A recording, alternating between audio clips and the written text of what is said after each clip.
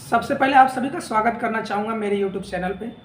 और कब ये कहना ही चाहूँगा कि यूट्यूब का सब्सक्राइब ज़रूर कर लीजिएगा।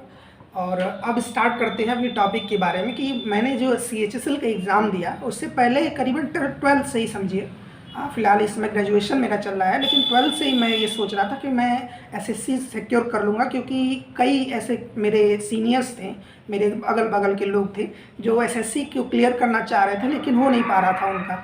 तो मुझे ऐसा लगता था कि हाँ, मेरे अंदर पोटेंशियल है, मैं तैयारी कर रहा हूँ। उनके जो बुकलेट्स आती थी, एग्ज़ाम्स देकर आते थे, तो उसको मैं सॉल्व करते रहता था और मुझे लगता था कि हाँ, ये सॉल्व कर सकता हूँ, मैं क्लियर भी कर सकता हूँ इसे।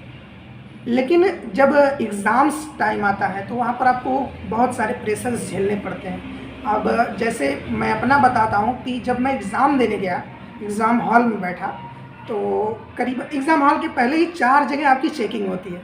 आपका नाम क्या है और आपका पता क्या है, ये क्या है, वो क्या है, सब आपके बारे में पूछेंगे, डिटेलिंग करेंगे, आधार कार्ड चेक करेंगे, फिर भी आपको जो है पूछेंगे, आपका फ़ोटो लगा रहेगा, फिर भी आपसे पूछेंगे। 4-5 जगह मुश्किल से 5-10 मीटर पे बैठे रहेंगे, सब पूछते जाएंगे, 4-5 लोग। उसके बाद वेरीफाई किया जाएगा कि आप ही हैं कि नहीं, आपका थंब इम्प्रेशन लेके। उसके बाद आपको आपकी सीट दे दी जाएगी, अलॉट कर दिया जाएगा, यहाँ पर आपकी सीट लगी, आपको कंप्यूटर पर मिल जाएगा। लेकिन आपको कुछ करना नहीं होगा वहाँ पर जाकर, वहाँ पर आपको कुछ करना नहीं होगा। सबसे पहले एक कोटेशन आएगा, उसको लिखना पड़ेगा हिंदी इंग्लिश दोनों में। तो जब आप दोनों में लिख लेंगे तो फिर अब टाइमिंग स्टार्ट होगा। करीबन इसमें 1.5 घंटे आपके लग जाते हैं। तो 1.5 घंटे आदमी फ्रस्ट्रेट हो जाता है कि यार करना क्या है, क्या नहीं करना। फर्स्ट अटैम्प्ट मेरा था, तो फर्स्ट अटैम्प्ट तो समझ ही सकते हैं कितना प्रेशर होता है। तो जब एग्ज़ाम मैं देने स्टार्ट किया तो मैंने पहले पोर्शंस चेक की कि एग्ज़ाम जब स्टार्ट हुआ तो आपको 60 मिनट मिलते हैं क्वेश्चन सॉल्व करने के लिए। तो सबसे पहले मैंने मॉक टेस्ट बहुत दे दिए थे, करीबन 30-40 मॉक टेस्ट दिए थे, CGL और CHSL दोनों के मिला के। तो ऐसा लग रहा था कि हाँ, ये क्लियर हो सकता है, ऐसा बात नहीं है, फर्स्ट अटैम्प्ट में मैं क्लियर कर सकता हूँ, नहीं तो 140 या 60 तक जा सकता हूँ। तो जब एग्ज़ाम हॉल में बैठा तो मुझे ऐसा लग रहा था कि मैंने रीज़निंग को बहुत ज़्यादा नेगलेक्ट किया था अपनी लाइफ में, क्योंकि रीज़निंग के सारे क्वेश्चन मैं मॉक टेस्ट में बहुत आसानी से कर देता था। और उस दिन एग्ज़ाम में जब बैठा, मैं न्यू पैटर्न जब देखा मैंने, क्योंकि नंबर सिस्टम्स के आपके बहुत से नंबर सीरीज़ के आपके नंबर बहुत से आते हैं, मिसिंग नंबर आते हैं।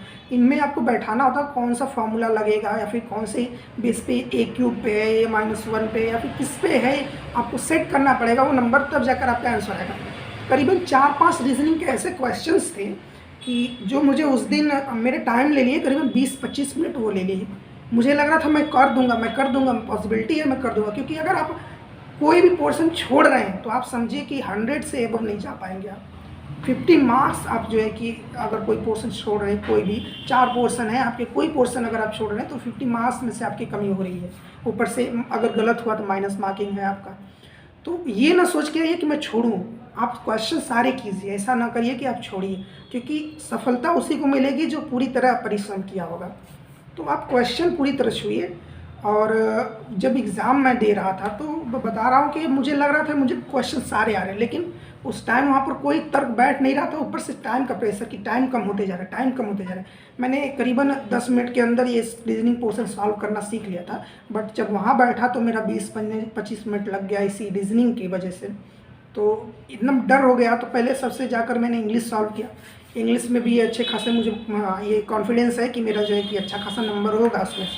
और फिर उसके बाद GS में गया। GS में आते हुए क्वेश्चंस कई गलत कर दिए मैंने, क्योंकि जो पढ़ा था मैंने करंट अफेयर से, उसमें वो चीज़ ना पूछ के उसके स्थापना पूछ लिया। अब करंट अफेयर्स के आपके मैंने उत्कर्ष से जो है तैयारी की थी करंट अफेयर्स की, तो अब उसकी स्थापना पूछ लेता था या फिर कोई और टॉपिक उसके बारे में पूछ लेता। तो आपको पहले डीप नॉलेज होनी चाहिए उस चीज़ के बारे में जो अभी हाल ही में घटित हुआ है। कोई भी मान लीजिए घटना चक्र में आप देखेंगे कि ये चीज़ आया है, या फिर किसी भी टीचर की क्लास कर रहे हैं तो हाल ही में हुए चीज़ों को आप देखेंगे, तो फिर उसके बारे में आपको पूरी डिटेल जानकारी होनी चाहिए। फिर अगर आप मैथ सॉल्व कर रहे हैं तो मैथ्स में आप अगर पेन उठाने की कोशिश करेंगे तो भाई पेपर नहीं हो पाएगा आपसे, क्योंकि अगर पेन उठाने लगे तो आप सबसे पीछे हो जाइए। बैंकिंग का एग्ज़ाम नहीं है मेरे भाई, क्यों यहाँ पर आपको उसके लॉजिक को ढूंढना होगा। हाँ, बेशक ये 10th स्टैंडर्ड का क्वेश्चंस है, आपको CI निकालना है, प्रिंसिपल अमाउंट निकालना है, एवरेज निकालना है, या फिर आपको बोट एंड स्ट्रीम का क्वेश्चन सॉल्व करना है, ट्रिग्नोमेट्री सॉल्व करनी है। बट मेरे दोस्त उसमें जो लॉजिक लगा है वो 10th लेवल का नहीं है, वो 10th लेवल का नहीं है। तो उस लॉजिक को आपको उसी 30-40 सेकेंड के अंदर क्रैक करना है, प्लस आपको उस क्वेश्चन को पढ़ना है। तो जो टीचर्स कुछ कहते हैं कि 1.5 मिनट 6 सेकंड में आप क्वेश्चन क्रैक कर देंगे, ये कर देंगे और कर देंगे, मुश्किल से 2 सेकंड लगे क्वेश्चन क्रैक हो जाएगा। मेरे भाई क्वेश्चन 2 सेकंड में आप क्रैक कर लोगे, लेकिन उस लॉजिक को, उस क्वेश्चन को पढ़ने में आप 1.5 मिनट लगा दोगे। इसलिए कम से कम आधे घंटे का टाइम आप मैथ्स को दीजिए भाई। अगर आप फ्रेशर हैं तो, अगर आप फ्रेशर नोविस हैं तो आपको मान लीजिए कि आधे घंटे का टाइम तो मैथ्स में लगेगा ही लगेगा, और 20 से 25 मिनट मान के चलिए, मेरा भी लगता था 20 मिनट लग जाता था कि मैथ्स सॉल्व करने में। तो अगर एग्ज़ाम हॉल में बैठे तो आप मान के चलिए कि अब ये बना के चलिए कि मैं आधे घंटे एग्ज़ाम मैथ्स के लिए दूं, क्योंकि एग्ज़ाम में जो प्रेशर होगा ना, उस प्रेशर को हैंडल करना और उस क्वेश्चन को सॉल्व करने में आपको आधे घंटे लग जाएंगे भाई मेरे।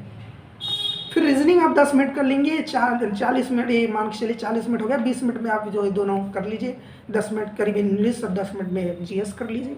ये दोनों को बस या तो आता है या तो नहीं आता है, लेकिन ये रीजनिंग और मैथ्स की तरह नहीं है कि अगर आपको आ नहीं रहा या फिर आ रहा है तो आप सॉल्व करके देख करके बता देंगे कि हाँ नहीं हो रहा है, नहीं हो रहा है।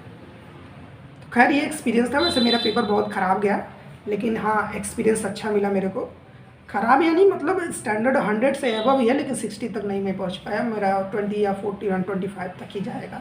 एनालिसिस मेरी यही कहती है। अब देखिए एग्ज़ाम्स के रिजल्ट्स क्या आते हैं। वैसे भी एसएससी ने पोस्टपोन कर दिया है CHSL के एग्ज़ाम्स को, तो अब देखिए वो कराती कब है और फिर रिज़ल्ट कब आता है वो भगवान जाने। और उसी बीच मैंने एयरफोर्स का भी फॉर्म डाला है, हो सके एयरफोर्स का निकल जाए, क्योंकि उसमें टाइम लिमिट भी अच्छी खासी है और स्टैंडर्ड जो होता है क्वेश्चन का वो लो है। तो अच्छी खासी मैंने तैयारी तो की ही है, भगवान करे अगर निकल जाए। आप सभी का सपोर्ट रहा, जरूर निकलेगा। चलिए धन्यवाद। अब चैनल को सब्सक्राइब जरूर कर लीजिए।